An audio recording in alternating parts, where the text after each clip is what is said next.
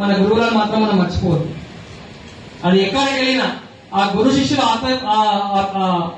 ఆత్మీయ బంధం అనేది ఎప్పటికి ఉంటది. కాబట్టి మన తల్లిదండ్రుల తర్వాత మన గురువులు, కాబట్టి తల్లిదండ్రులని ప్లస్ గురువులని మనం ఎప్పుడు కూడా మర్చిపోవద్దు.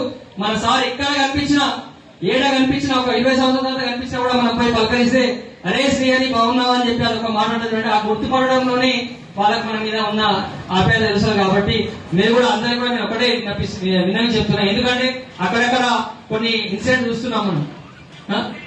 ఎంజాయ్ కాలేజ్ అనేది ఎంజాయ్మెంట్ ఉంటది.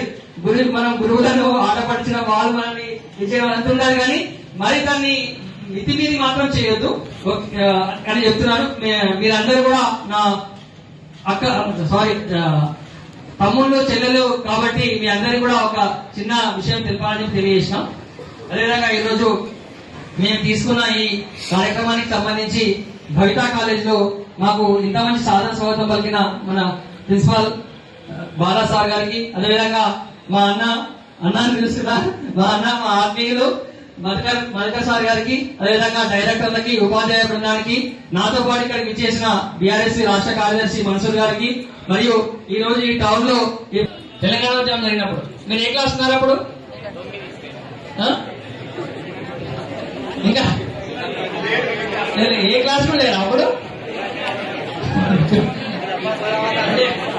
మామూలుగా ఉద్యోగం నడిచేటప్పుడు మాత్రం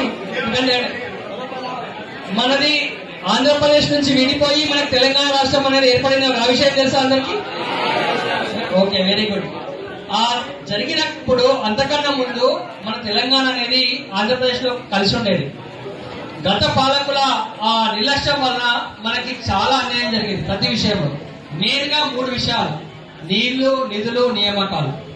ఈ 3 విషయాల మీద మనకి తెలంగాణ ఉద్యమం అనేది జరిగింది. ఈ 3 విషయాలపైన జరిగిన ఉద్యమంలో భాగంగా తర్వాత కాలక్రమేణా మీకు అంతా ఇప్పుడు చరిత్ర మనకు ఆల్రెడీ ఒక సబ్జెక్ట్ ఉన్నట్టుంది సార్, సబ్జెక్ట్ కూడా ఉంది. సో కాలక్రమేణా అది మీకు నేర్చుకుంటారు. ఏం జరిగింది ఏంటనేది కూడా మీరు అన్ని మీ